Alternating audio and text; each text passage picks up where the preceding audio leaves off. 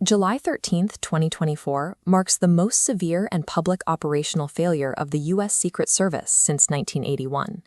Tens of thousands of people packed into an open field for a political rally at the Butler Farm Show grounds in Pennsylvania. Former President Donald Trump was struck in the right ear by gunfire. One audience member was killed and 2 others were critically wounded. The shooter, 20-year-old Thomas Matthew Crooks, possessed no military background, no specialized tactical training, and no experience in advanced combat operations. He operated a standard AR-15 style rifle. He did not employ restricted military hardware. An untrained individual bypassed an elite security apparatus due to a cascading, systemic collapse of physical perimeters and communication protocols. A core principle of protective security is managing the line of sight. Security details are designed to identify and eliminate direct visual corridors to a VIP, so an attacker cannot acquire a target. This 3D topographical map of the Butler Farm Show grounds shows the rally stage. Look exactly 130 yards away to the roof of the AGR factory. The position on that roof offered a direct, unobstructed view straight to the podium. Heavy equipment, including cranes, trucks, and large flags, were originally slated to sit between the AGR building and the stage to block this specific view. On the day of the rally, they were placed incorrectly, leaving the visual corridor wide open.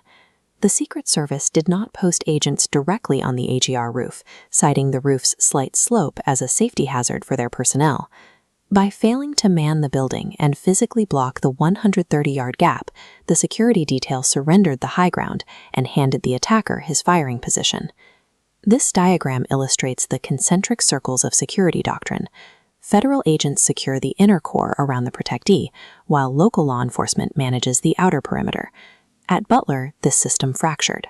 The Secret Service and local police operated out of 2 entirely separate command posts. There was no direct radio interoperability. Secret Service agents could not hear the real-time radio traffic of the local police patrolling the grounds. To share information, local countersnipers relied on an improvised workaround, texting a photograph of the suspect to a single Secret Service agent. Local police possessed actionable intelligence about an active threat. Because of the siloed communication structure, that data hit a bureaucratic bottleneck and failed to reach the decision-makers guarding the inner core. This horizontal timeline tracks the final 20 minutes. At 5:59 p.m., Crooks is flagged as a suspicious individual with a rangefinder. Over the next minutes, police actively tried to locate him, while rallygoers pointed out a man bear-crawling across the AGR roof. Federal countersnipers positioned on rooftops near the stage were scanning the area for threats. They were completely isolated from the frantic local police radio chatter detailing the suspect's exact movements. At 6:11 p.m., a local SWAT operator engaged the suspect. During that slight delay, Crooks managed to fire 8 rounds toward the stage.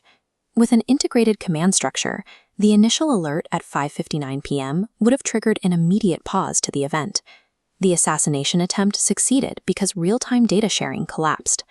In November 2025, the FBI concluded its investigation, determining that Crooks acted entirely alone and lacked any cohesive political ideology. His search history included details on the JFK assassination and other mass shooters. His psychological profile aligns with a fame-seeking lone wolf acting out of violent fantasy rather than a coordinated political operative. Secret Service Director Kimberly Cheadle initially defended the agency's actions. Under intense scrutiny regarding the unmitigated vulnerabilities, she resigned. Acting Director Ronald Rowe Jr. testified before Congress, admitting to systemic failures and highlighting the structural reality of an agency forced to execute its mission while under-resourced. The federal investigations confirm that the attacker did not outsmart a sophisticated security network. He walked through vast physical and communicational gaps left open by an overstretched agency. The Secret Service operates under a zero-fail mission mandate.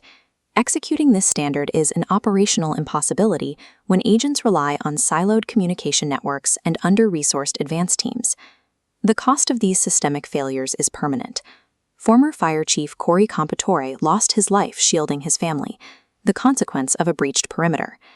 Elite tactical training and advanced defensive weaponry are effectively useless if the baseline communication architecture is severed. Security professionals will study July 13th for decades as proof that an uncoordinated defense will always be defeated by a highly motivated offense.